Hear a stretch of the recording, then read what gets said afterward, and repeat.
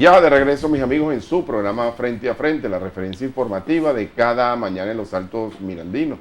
Tenemos, como le dijimos anteriormente, como invitado a Felipe Mujica, secretario general nacional del Movimiento al Socialismo. Vamos a conversar con Felipe, sobre todo en este ambiente electoral, en medio de tantas cosas, Felipe, porque lamentablemente hasta la incidencia internacional y los resultados que tienen que ver con las elecciones de los Estados Unidos, bueno, todo parece ser un mezclote que pareciera incidir en las elecciones venezolanas. Ahora, antes de eso, Felipe, yo quisiera conocer, tú fuiste parlamentario durante mucho tiempo, te has postulado de nuevo como parlamentario, quisiera conocer tu opinión con relación a el resultado parcial de las elecciones de los Estados Unidos y el pronunciamiento que hicieron algunos dirigentes venezolanos, entre ellos el presidente de la Asamblea Nacional, Juan Guaidó, reconociendo la victoria de Joe Biden cuando todavía algunos dignatarios no lo han hecho. Buenos días, Felipe. Buenos días, Jairo. ¿Cómo están las cosas? Bueno, aquí estamos. En el combate. Con bioseguridad. Mira, Jairo, hace 2 semanas nosotros tuvimos oportunidad de hacer un comentario muy extenso sobre el tema del resultado americano. Y no solamente lo hicimos a propósito del resultado que se dio en los Estados Unidos, sino también del resultado que se produjo en Bolivia, que ya en este momento no era la elección, sino que era la toma de posesión del presidente electo. Nosotros hemos sido históricamente, porque forma parte de la cultura masista, unos defensores casi a ultranza de la decisión de participar en términos electorales, porque asumimos que en las condiciones generales de la sociedad, no solamente de la venezolana, sino la sociedad de todo el planeta, lo ideal sería que los ciudadanos tuviésemos la oportunidad de dirimir y resolver nuestros asuntos haciendo uso del voto y no haciendo uso de otros instrumentos que generalmente terminan en eventos violentos que terminan teniendo un costo elevadísimo para las sociedades.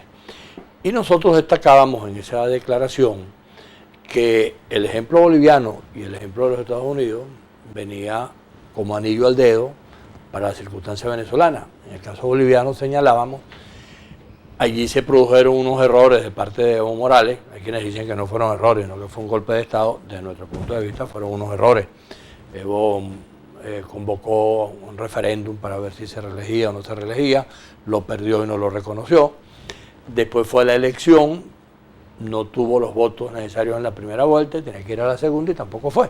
Bueno, eso generó un cuadro político en el cual Evo Morales tuvo que irse de la presidencia de la República y un año después los bolivianos pudieron resolver el problema mediante un camino electoral donde el partido de Evo Morales, que se llama igual al nuestro, MAS, decidió participar con una de las personalidades más importantes del gobierno de Evo y ganó las elecciones, lo cual demuestra que así como haber violentado el mecanismo electoral de parte de Evo implicó que se tenía que ir, poder insistir en la salida electoral permitió que el partido de Evo Morales retornara al gobierno en Bolivia. Y en el caso de los Estados Unidos, es mucho más claro que los Estados Unidos, el pueblo norteamericano, cuando eligió a Trump, desde mi punto de vista, se equivocó. Colocó al frente de la presidencia de la República a una personalidad de unas características tales que evidentemente no maneja la política en términos plurales, en términos democráticos, es una personalidad sumamente autoritaria. Bueno, pero lo eligieron presidente dentro de su contexto específico, que es un sistema electoral más o menos complejo, donde el asunto es que se vota por los colegios, entonces cuando termina votando por los colegios se puede producir que tú sacas más votos que el otro, pero sin embargo aquel te gana porque sacó más votos en los colegios electorales. Bueno, los americanos eligieron a Trump, pero tuvieron también la facultad para corregir su error por la vía electoral. Vinieron unas elecciones y en medio de circunstancias muy parecidas a las nuestras desde el punto de vista del tema de la pandemia, desde el punto de vista de las dificultades que eso genera, se produjo en los Estados Unidos la votación más elevada de su historia. y Leiden sacó la votación más elevada que cualquier candidato haya sacado en la elección norteamericana. Y Trump sacó una votación superior a la que él había sacado el año anterior, lo cual demuestra que el pueblo norteamericano decidió de manera masiva votar y cambiar al presidente que tenían en ese momento. Todavía no es un hecho formal el que eso esté, pero es evidente que las circunstancias mundiales y las circunstancias internas que venía generando Trump ha hecho que distintos factores hayan acelerado el reconocimiento. Por ejemplo, no es cualquier cosa que George Bush, quien fue presidente, uno de los dirigentes más importantes del Partido Republicano, haya reconocido, fue uno de los primeros que reconoció la victoria de Leiden. Entonces, allí hay una situación donde claramente Trump se ha ido quedando solo, producto de su manera de hacer las cosas. El Partido Republicano tiene demasiadas visiones distintas del asunto y creo que la sociedad norteamericana ha ido recuperando su rumbo por la vía electoral. ¿Por qué pongo todos estos ejemplos? Porque en Venezuela la circunstancia es parecida. Aquí tenemos una serie de dificultades terribles desde el punto de vista del caos en que estamos viviendo, los problemas cotidianos de los venezolanos, que lo estamos viviendo todos los días, el tema de la gasolina, el tema del agua, el tema del gas, lo que dice la cuña del MAS que acabas de pasar ahorita, que es una cosa permanente, agrégale a eso el tema de la pandemia. Pero aún en esas circunstancias, si se toma la decisión de ir a votar, aquí en Venezuela se puede producir un cambio que permita que efectivamente el país se enrumbe de otra manera, rescatando el Parlamento para convertirlo en lo que son todos los parlamentos del mundo, un parlamento plural, un parlamento que permita discutir los problemas de los ciudadanos, los problemas de la sociedad y buscar soluciones que sean efectivamente consensuales y no las soluciones que en estas circunstancias nos están imponiendo permanentemente un gobierno autoritario como el que encabeza Maduro. Algunos aducen, Felipe, que ya por ese tránsito se pasó. El caso del 2014, que se obtuvo, 2015, perdón, se obtuvo una victoria contundente y al final terminamos en esto. Frente a eso, ¿cuál es la respuesta? Yo creo que esas circunstancias hay que revisarlas punto a punto, porque efectivamente en el año 2015 hubo una confrontación polarizada.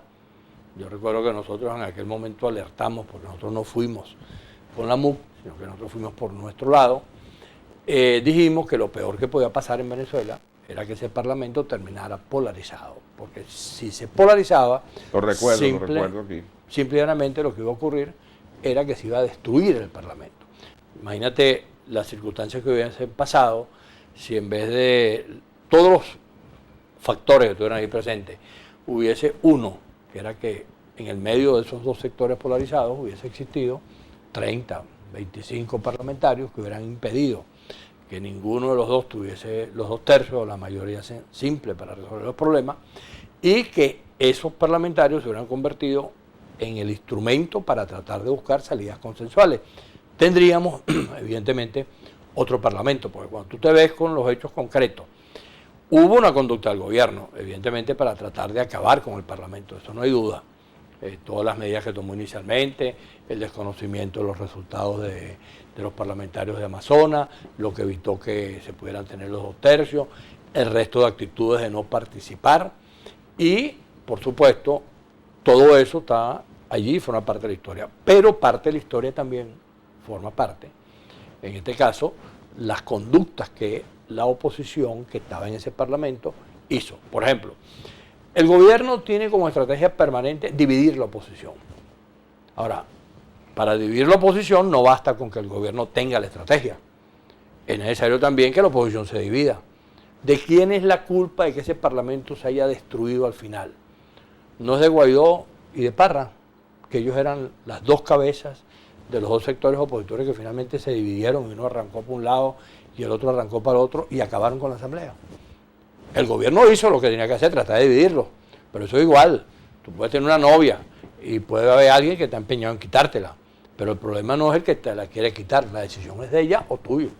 Entonces, el problema de ese tipo de circunstancias es que la torpeza con que se ha manejado la oposición venezolana, que ya es un correlato que lo hemos visto en distintos momentos, Y hablo de la oposición en general para no establecer mucha diferencia, a pesar de que sobre esos temas en particular hay visiones totalmente distintas. Por ejemplo, nosotros nunca acompañamos esa visión salvaje con que se asumió la conducción de la Asamblea, pensando que ya el mandado estaba hecho, que los problemas estaban resueltos, que simple y llanamente Maduro tenía que ir sellado, tenía que irse a los 6 meses, o después lo que dijo Borges cuando dijo, bueno, ya Maduro abandonó el cargo, y entonces resulta que Borges no sé dónde está, si está en Bogotá o está allá en los Estados Unidos, y Maduro sigue en Miraflores.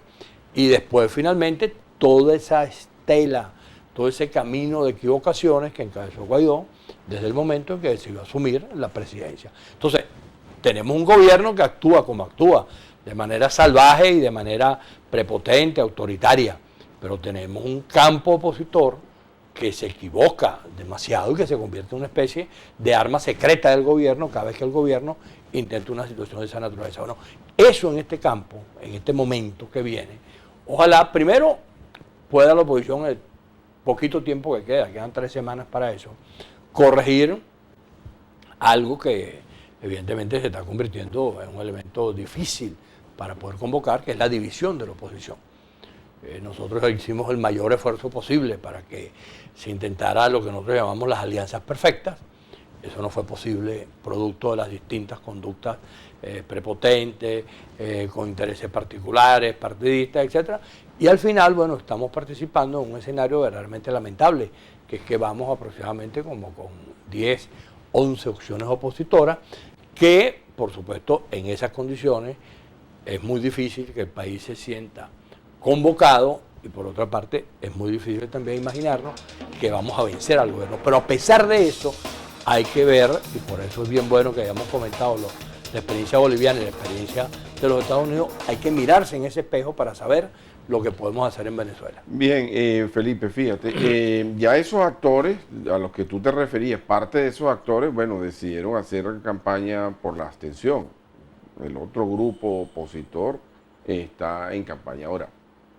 ¿Está el escenario, Felipe, para lo que tú planteaste en la antesala de las elecciones del 2014, de que pueda haber un parlamento plural donde las fuerzas puedan equilibrar el gobierno? Pero vamos a hacer primero un corte y dejamos la respuesta pendiente. Amigos, ya venimos en su programa Frente a Frente, la referencia informativa de cada mañana en los Altos Mirandinos.